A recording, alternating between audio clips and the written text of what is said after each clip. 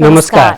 Nepal television समाचारमा स्वागत छ। म श्वेता सिन्हा र म देवी सापकोटा। सुरुमा प्रमुख समाचार।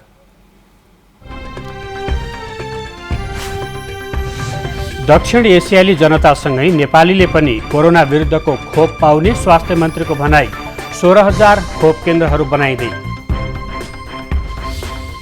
काठमाडौँको कोटेश्वर जडीबुटी सडक खण्डमा दायाँ बायाँ विस्तार गर्न सुरु। विस्तारपछि उपत्यकाकै ट्राफिक चाप घट्ने अपेक्षा। राष्ट्र निर्माता पृथ्वीनारायण शाहको 279औं जयन्ती मनाइयो।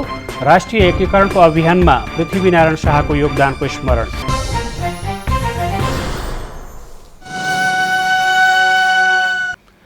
समाचार अब विस्तारमा।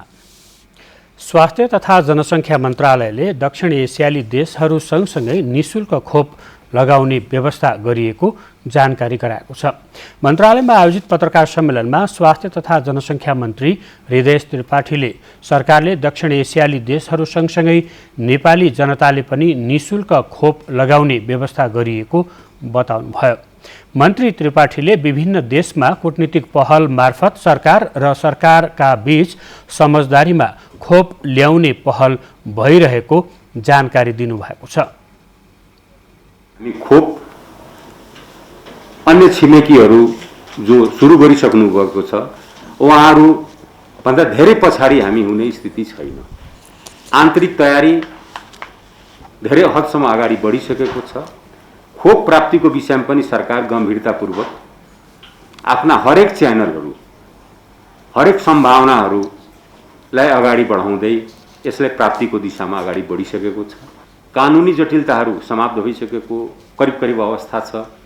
आर्थिक रूपले सरकारले विशेष गरी अर्थ मन्त्रालयले रकम सुनिश्चित गरिसकेको अवस्था छ र मैले पहिले नै भने यो व्यावसायिक साथसाथै राजनीतिक रूपका प्रभावहरू पनि हामी प्रयोग गरिरहेका छौँ। म आफ्नै पनि व्यक्तिगत जे जति प्रयोग गर्न सकिन्छ, मेरो जति सम्बन्धहरू छन् ती राष्ट्रहरूका राजनीतिक कर्मीहरूसँग, त्यहाँको सरकारमा रहेका व्यक्तिहरूसँग त्यो सम्बन्धहरूलाई हामीले भरपूर प्रयोग गर्दै यो खोप छिटोभन्दा छिटो अरू सरह नै ल्याउने हामी प्रक्रियामा अगाडि बढेका छौँ।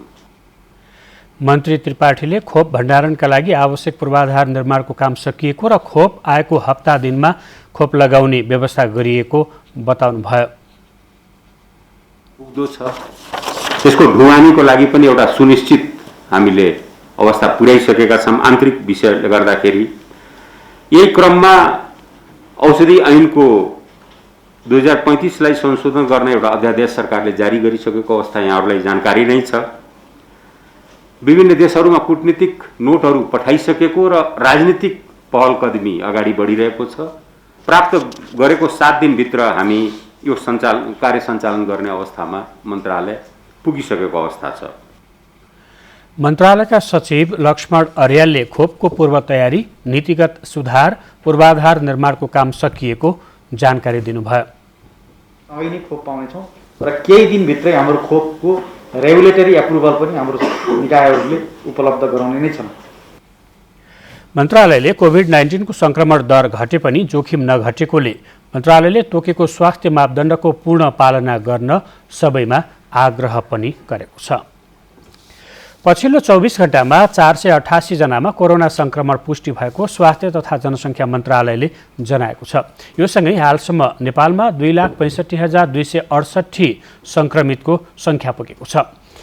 त्यसैगरी 24 घण्टामा 513 जना कोरोना संक्रमण मुक्त भएका छन्। हालसम्म संक्रमण मुक्त हुनेको संख्या 2,58,968 पुगेको छ। देशभर सक्रिय संक्रमितको संख्या भने 4,373 छ। संक्रमणबाट विगत 24 घण्टामा 10 जनाको मृत्यु भएको छ। हालसम्म कोरोना संक्रमणबाट मृत्यु हुनेको संख्या 1,927 पुगेको छ। उपप्रधानमन्त्री ईश्वर पोखरेलले पार्टीमा आफ्नै पार्टीका केही नेताहरूले सरकारलाई पूर्ण अवधि काम गर्न नदिएका कारण प्रतिनिधि सभा विघटन गरी ताजा जनादेशमा जानु परेको बताउनु भएको छ। बारामा आयोजित कार्यकर्ता भेलालाई सम्बोधन गर्दै उपप्रधानमन्त्री पोखरेलले निर्वाचित पार्टी अध्यक्षलाई झण्डै 2/3 बहुमतबाट प्रधानमन्त्री बनाएकाहरूले नै पूरा अवधि काम गर्न नदिएको उल्लेख गर्नुभयो। नेकपालाई कमजोर एवं विभाजनका लागि उभिएका नेताहरूको विरोधमा डटेर सामना गर्न कार्यकर्ताहरूलाई उहाँले निर्देशन दिनुभयो। यो पार्टी एकतालाई कमजोर बनाउने, समाप्त पार्ने, यसलाई टुक्र्याउने हिसाबले जो धन्दा हुँदैछ, यो धन्दाको विरुद्धमा हामी एकजुट हुनु जरुरी छ। प्रधानमन्त्री केपी शर्मा ओलीले नेतृत्व गर्नुभएको नेकपा नै आधिकारिक पार्टी भएको उपप्रधानमन्त्री पोखरेलले बताउनुभयो। प्रमुख निर्वाचन आयुक्त दिनेश कुमार थपलियाले सम्पूर्ण मतदाताको हितलाई ध्यानमा राखेर सुरक्षित, पहुँचयोग्य र विवादरहित रूपमा पाएक पर्ने स्थानमा मतदान स्थल तथा केन्द्र निर्धारण गर्न निर्देशन दिनुभएको छ। मतदाता नामावली अद्यावधिक, मतदान स्थल तथा मतदान केन्द्र पुनरावलोकन कार्यक्रमको अनलाइन प्रविधि मार्फत जिल्ला निर्वाचन अधिकारीहरूलाई प्रशिक्षण दिने क्रममा उहाँले मतदान स्थलको पुनरावलोकन र त्रुटि रहित मतदाता नामावली प्रकाशन गर्ने कार्यमा विशेष चनाखो हुन सुझाव दिनुभयो। प्रमुख निर्वाचन आयुक्त थपलियाले स्वच्छ, स्वतन्त्र, निष्पक्ष, विश्वसनीय र मितव्ययी रूपले निर्वाचन गर्नु निर्वाचनका पूर्व शर्तहरू भएकाले यसको पूर्ण पालना हुनुपर्नेमा पनि जोड दिनुभएको थियो। मतदाता नामावली अद्यावधिक र मतदान स्थल तथा केन्द्र पुनरावलोकनमा सरकारवालासँग प्रभावकारी समन्वय गर्न सुझाव पनि दिनुभएको निर्वाचन आयोगले जनाएको छ।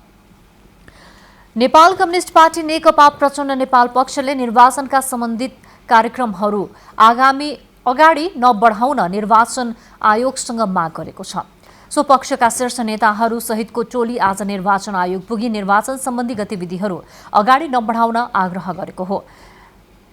प्रतिनिधि सभा विघटन सम्बन्धी मुद्दा सर्वोच्च अदालतमा विचाराधीन रहेको भन्दै निर्वाचन सम्बन्धी कार्यक्रमहरू अगाडि नबढाउन आयोगको ध्यानाकर्षण गराइएको नेता लीलामणि पोखरेलले बताउनुभयो।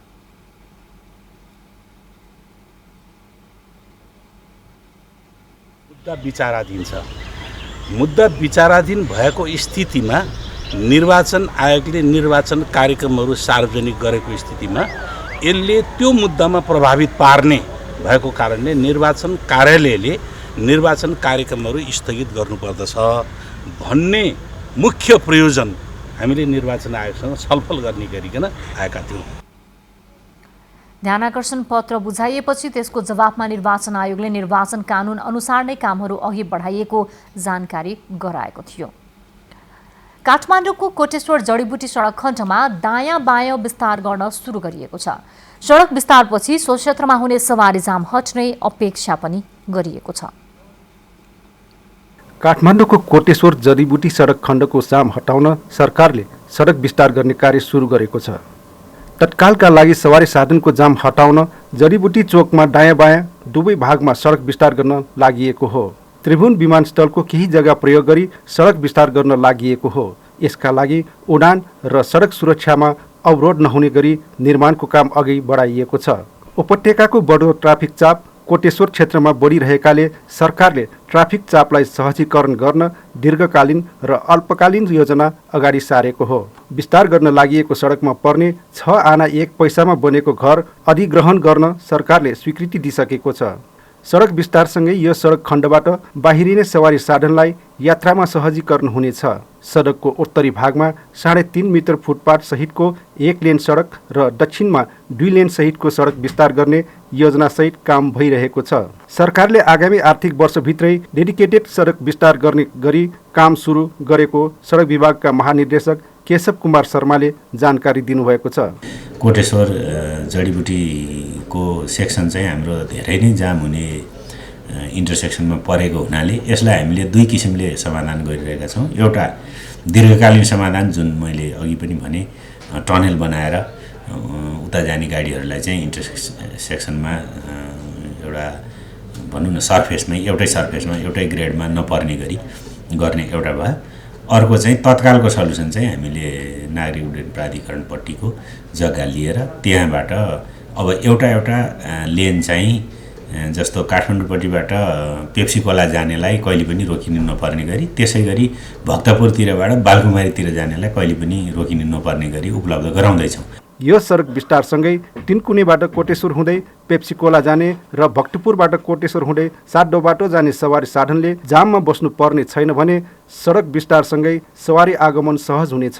दीर्घकालीन योजनामा भने सरकारले टिनकुनेबाट विमानस्थलको धावन मार्गको तलबाट सुरुङ मार्ग निर्माण गर्न वा टिनकुनेबाट कोटेश्वर सडकभन्दा अगाडिसम्म फ्लाइओभर बनाउनका लागि आवश्यक अध्ययन भइरहेको सडक विभागले जनाएको छ। ईश्वर महर्जन, नेपाल टेलिभिजन, ललितपुर। केही समय यता विद्युत आपूर्तिमा देखिएको समस्या सानातिना अप्ठ्याराले उत्पन्न भएको विद्युत प्राधिकरणले जनाएको छ। बत्ती जाने क्रम बढेको जनगुनासो आएपछि प्रधानमन्त्री कार्यालय सचिवालयले विद्युत प्राधिकरणका उच्च पदाधिकारीहरूसँग छलफल गरेको छ। केही समय यता पटक पटक विद्युत आपूर्ति बन्द हुने गरेको आम उपभोक्ताले अनुभव गरेका छन्। जनगुनासो बढेपछि प्रधानमन्त्री कार्यालय सचिवालयले नेपाल विद्युत प्राधिकरणका उच्च पदाधिकारीहरूलाई प्रधानमन्त्री कार्यालय सिंहदरबारमा बोलाई छलफल गरेको छ। सो अवसरमा प्राधिकरणको उच्च व्यवस्थापनले देशमा विद्युत वितरणमा रहेका समस्याहरूबारे जानकारी गराउनुभयो। उहाँहरूले अपर्याप्त विद्युत वितरण, सबस्टेसनहरू, साँगुरा प्रसारण लाइनहरू आदि कारणले आपूर्तिमा समस्या हुने गरेको बताउनुभयो। यसैगरी नयाँ सबस्टेसन र वितरण लाइन निर्माणका लागि जग्गा र निर्माण अनुमति हासिल गर्ने काममा समस्या रहेको उहाँहरूले बताउनुभयो। तर आम उपभोक्ताहरूले अनुभव गरे जस्तो पछिल्लो समय विद्युत आपूर्तिमा अवरोध बढेको भने नभएको बताउनुभयो। प्राधिकरणका उपकार्यकारी निर्देशक हरराज न्यौपानेले पछिल्लो समय खास गरी कोभिड-19 का कारण गरिएको लकडाउनमा विद्युत आधारित सेवाको प्रयोग उल्लेख्य बढेको हुँदा उपभोक्ताहरू बढी संवेदनशील बनेको धारणा राख्नु भएको छ। सप्लाईमा चाहिँ त्यति नकारात्मक असर परेको छैन, तर जनताको गुनासो चाहिँ बढ्या छ। भनेपछि यो किन भन्दाखेरि कोभिडको कारणले चाहिँ धेरै ग्राहकहरू, धेरै मान्छेहरू चाहिँ घरबाट काम गरिराख्नु भएको छ, घरबाट अध्ययन गरिराख्नु भएको छ। त्यसैले चाहिँ गत वर्षहरूभन्दा यो वर्ष चाहिँ के भएको छ भने मान्छेलाई तुरुन्तै बिजुली जाँदाखेरि पनि चाहिँ बढी फिल हुन्छ। सो अवसरमा प्रधानमन्त्री कार्यालयका सचिव तोय नारायण गेवालीले उपभोक्ताहरूलाई राहत हुने गरी तत्कालै काम सुरु गर्न प्राधिकरण व्यवस्थापनलाई निर्देशन दिनुभएको थियो। देशमा हाल पिक आवरमा 1392 मेगावाट विद्युत खपत हुने गरेको छ। आपूर्ति हुने विद्युतका 93% उपभोक्ता घरेलु छन्। घरेलु उपभोक्ताहरूले आपूर्तिको 30 देखि 40% ऊर्जा खपत गर्ने गरेका छन्। राष्ट्र निर्माता पृथ्वीनारायण शाहको योगदानका विविध पक्षको स्मरण गर्दै आज 279औं पृथ्वी जयन्ती मनाइएको छ। यसै क्रममा काठमाडौँको सिंहदरबारस्थित पृथ्वीनारायण शाहको शालिगमा माल्यार्पण गरी उहाँको योगदानलाई स्मरण गरियो। राष्ट्रिय पोसाक तथा आफ्ना लोक संस्कृति झल्कने वेशभूषामा रहेका समाजका विभिन्न क्षेत्रसँग आबद्ध व्यक्तिहरूले पृथ्वीनारायण शाहप्रति श्रद्धा व्यक्त गर्नुभएको थियो। विक्रम सम्वत 1779 पुष 27 गते जन्मिनुभएका तत्कालीन गोरखाका राजा पृथ्वीनारायण शाहले 22औं 2400 सङ्ख्यामा रहेका ससाना राज्यलाई एकीकरण गरी आधुनिक नेपाल खडा गर्नुभएको हो। एकीकरणपछि राज्य सञ्चालन गर्ने सन्दर्भमा उहाँले त्यसबेला व्यक्त गर्नुभएको विचार अहिले पनि उत्तिकै सान्दर्भिक रहिआएको छ। उहाँका ती विचारलाई नेपाली समाजले पृथ्वीनारायण शाहका दिव्य उपदेशका रूपमा बुझ्दै आएका छन्। यसै गरी राष्ट्र निर्माता पृथ्वीनारायण शाहको सम्मानमा नेपाली सेनाले यस वर्ष पनि पृथ्वी जयन्ती विविध कार्यक्रमहरू आयोजना गरी मनाएको छ। नेपाली सेनाले पुष 18 गतेदेखि नै देशका विभिन्न स्थानहरूमा विविध कार्यक्रमहरू सञ्चालन गरेको थियो। ती कार्यक्रमहरूमध्ये गोर्खा काठमाडौँ एकीकरण मार्ग पदयात्रा उल्लेखनीय रहेको नेपाली सेनाले जनाएको छ। यसै गरी आज बिहानै चन्द्रागिरी, दहचोक, शिवपुरी, साङ्गा, महादेव पोखरी तथा जङ्गी अड्डाको छतबाट नेपाली सेनाका युनिटहरूले एकैसाथ रिभ्याली बजाएका थिए। यसै क्रममा जङ्गी अड्डामा आयोजित कार्यक्रममा प्रधान सेनापति पूर्णचन्द्र थापाले जङ्गी अड्डा स्थित पृथ्वीनारायण शाहको शालिगमा सलामी तथा सम्मान अर्पण गर्नुभएको थियो भने उहाँले भर्खरै स्थापना गरिएको पृथ्वीनारायण शाह अध्ययन केन्द्रको उद्घाटन समेत गर्नुभएको थियो। पृथ्वी जयन्तीमा पृथ्वीनारायण शाहको जन्मस्थल गोर्खामा विभिन्न कार्यक्रमहरू गरी मनाइएको छ। गोर्खा नगरपालिकाको अगुवाईमा पृथ्वी जयन्तीका अवसरमा 3 दिनसम्म विभिन्न कार्यक्रमको आयोजना गरिएको हो। गोर्खा संग्रहालय परिसरमा रहेको पृथ्वीनारायण शाहको शालिगमा माल्यार्पण गरी उहाँको योगदानबारे चर्चा गरियो। यस्तै पृथ्वीनारायण शाहले एकीकरणको सुरुवात गरेको जिल्ला नुवाकोटमा पनि विशेष रूपमा पृथ्वी जयन्ती मनाइएको छ। त्यस अवसरमा विभिन्न वक्ताहरूले देशको रक्षाका लागि कुनै पनि हालतमा राष्ट्रिय एकतालाई बिर्सन नहुनेमा जोड दिनुभएको थियो।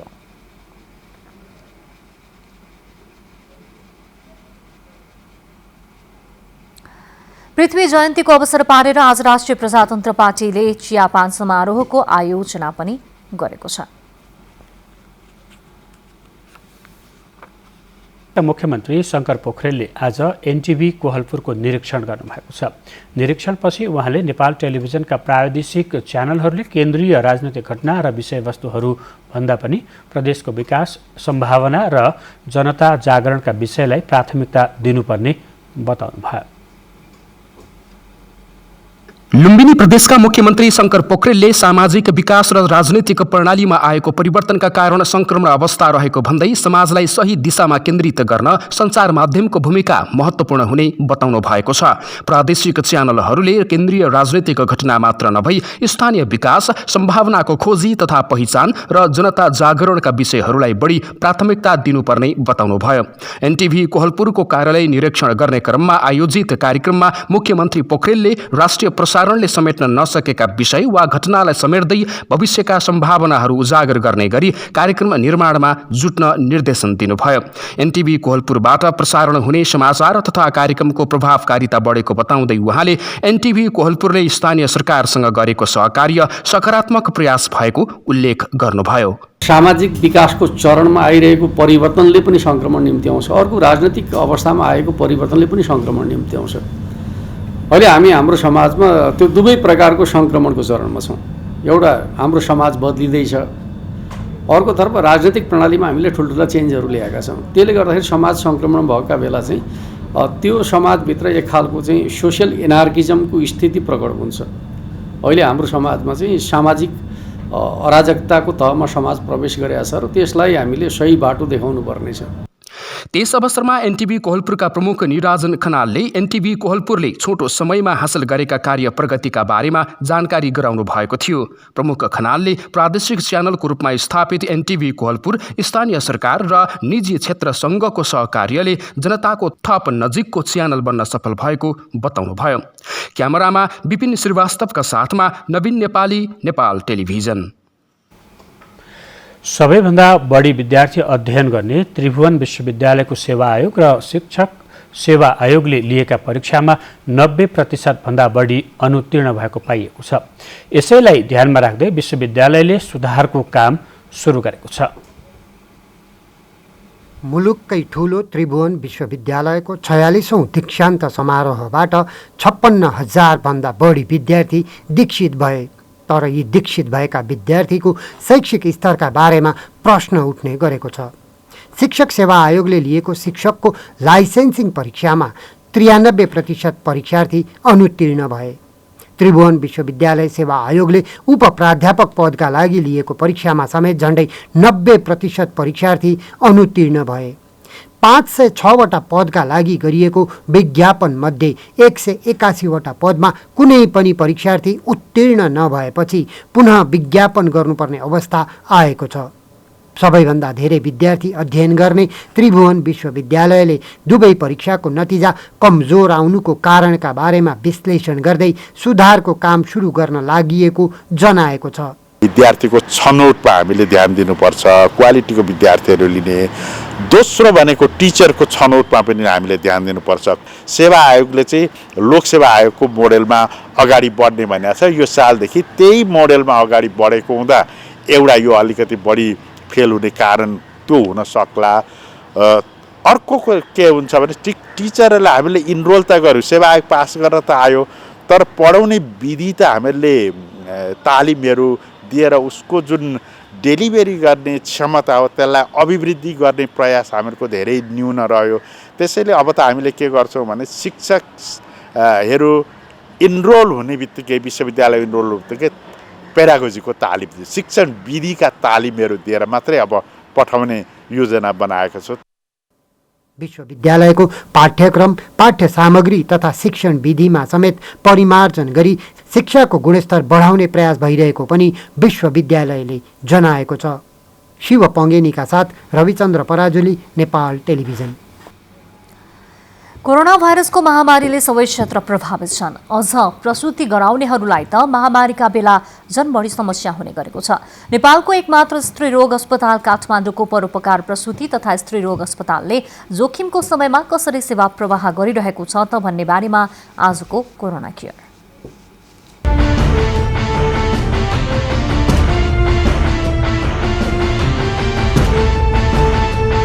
काठमाडौँको परोपकार प्रसुति तथा स्त्री रोग अस्पताल नेपालको एकमात्र स्त्री रोग अस्पताल हो।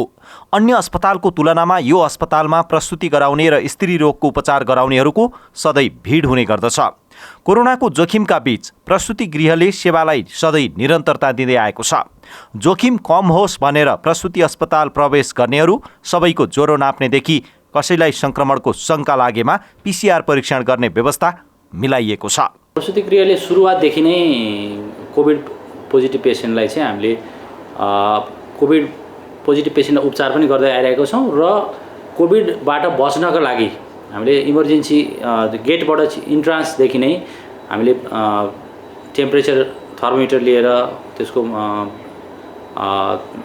चेक गर्ने, त्यसपछि इमर्जेन्सीबाट छिरेपछि गेटबाट छिरेपछि इमर्जेन्सीमा उहाँहरूलाई चाहिँ ट्रायज एरिया बनाएका छौँ। जुन ट्रायज एरियामा चाहिँ उहाँहरूले सबै हामी हिस्ट्री लिन्छौँ र उहाँहरूको कुनै ठाउँमा एक्सपोजर भएको, कुनै व्यक्तिसँग घरमा कोभिड पोजिटिभ भएको हो कि होइन, सबै कुराहरू ज्वरो आएको नआएको, रुवाखोकी लाग्यो सबै सोधेर अनि त्यसमा चाहिँ शङ्का लागेको व्यक्तिहरूमा चाहिँ हामीले PCR गर्छौँ। PCR गरिसकेपछि PCR रिपोर्ट केही समयमा 2-4 घन्टा 8 घन्टामा आउँछ। त्यो उहाँहरू पोजिटिभ आउनु त्यतिन्जेललाई उहाँहरूलाई त्यही होल्डिङ भनेर त्यसमा ट्रायजेनमै राख्छौँ। जुन सस्पिसियसमा नभएका व्यक्तिहरूलाई चाहिँ हामीले इमर्जेन्सी अन्तर्गत हामीले भर्ना गरेर डेलिभरी गराउनु पर्ने डेलिभरी नभए अरू ट्रिटमेन्ट गर्नु पाटो हामीले गर्छौँ। अस्पतालभित्र भौतिक दूरी कायम गराउन भने केही समस्या देखिने गरेको छ। यसबाहेक अस्पताल प्रवेश गर्ने सबैलाई अनिवार्य रूपमा मास्क लगाउने र साबुन पानीले हात धुने व्यवस्था गरिएको छ। बेसिकल्ली नै धेरै बिरामीहरू प्रसुति गृहको मा आउने भएको हुनाले सोसियल डिस्टेन्स मेन्टेन गर्न त गाह्रो त छ, तर पनि हामीले चाहिँ माइकिङद्वारा अरू तरिकाद्वारा हामीले ठाउँ ठाउँमा नोटिस पनि टालेका छौँ।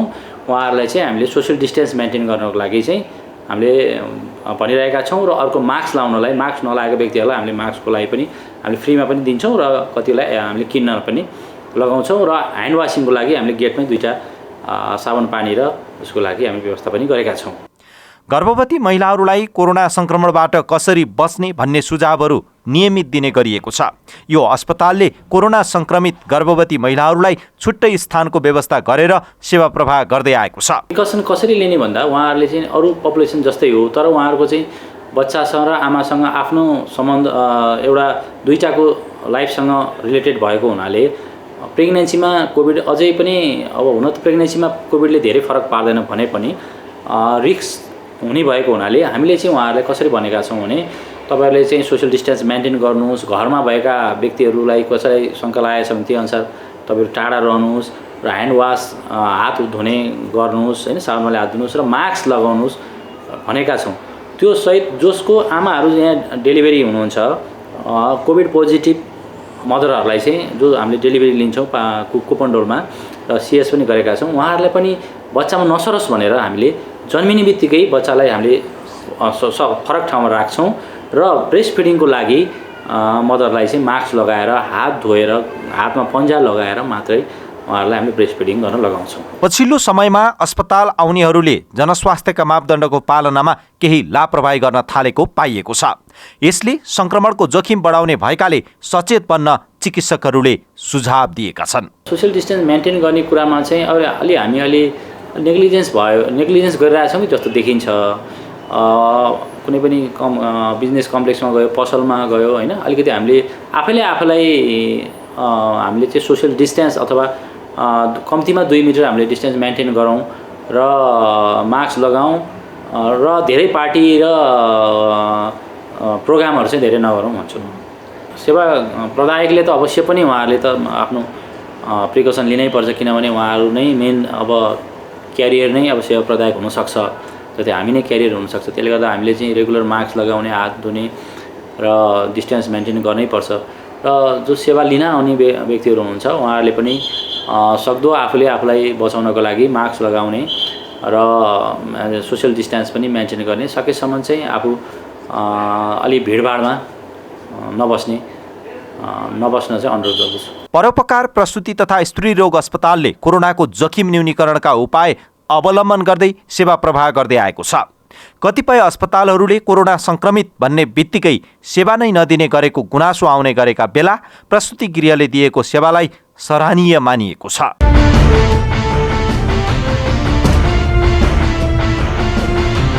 कोरोना संक्रमण र लकडाउनका कारण सहजै स्वास्थ्य सेवा नपाएका ग्रामीण भेगका नागरिकलाई स्वास्थ्य सेवा प्रदान गर्न नेपाली सेनाले बाराको दुर्गम ग्रामीण भेगमा स्वास्थ्य शिविर सञ्चालन गरेको छ। विपन्न समुदाय, ज्येष्ठ नागरिक र बालबालिकाको स्वास्थ्यमा देखिएको जोखिमलाई मध्यनजर गर्दै बारा जिल्लास्थित चन्दननाथ गणले बाराको उम्जनमा स्वास्थ्य शिविर सञ्चालन गरेको हो। नागरिकलाई स्वास्थ्य लाभ पुर्याउन र सेना नागरिक बीचको सम्बन्धलाई प्रगाढ बनाउन स्वास्थ्य शिविर सञ्चालन गरिएको सहायक रथी जोन्सन खड्काले बताउनुभयो। शिविरमा करिब 1200 जनाले सेवा लिएका छन्।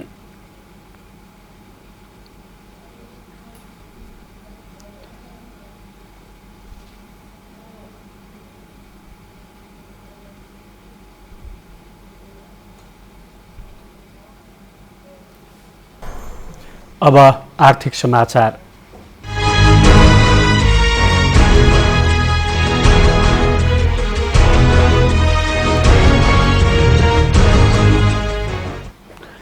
बागलुङका स्थानीयहरूले उन्नत जातको घाँसको खेती गर्न थालेपछि पशुपालनमा सहज भएको छ।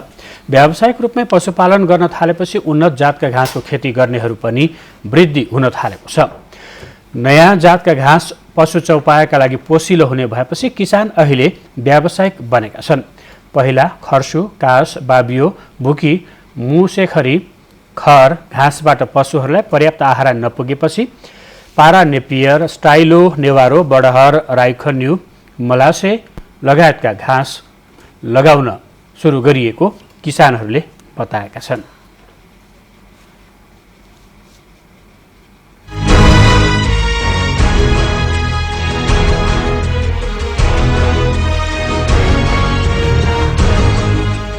बुलेटिनको अन्त्यमा प्रमुख समाचार फेरि एकपटक।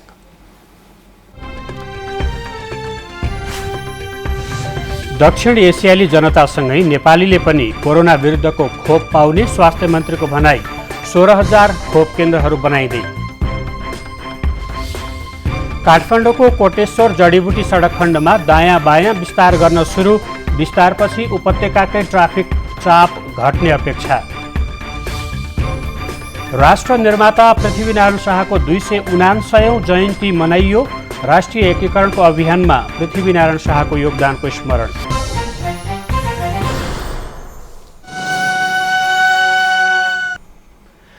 समाचारको सिलसिला अहिलेलाई यति नै। बिदा दिनुहोस्। नमस्कार।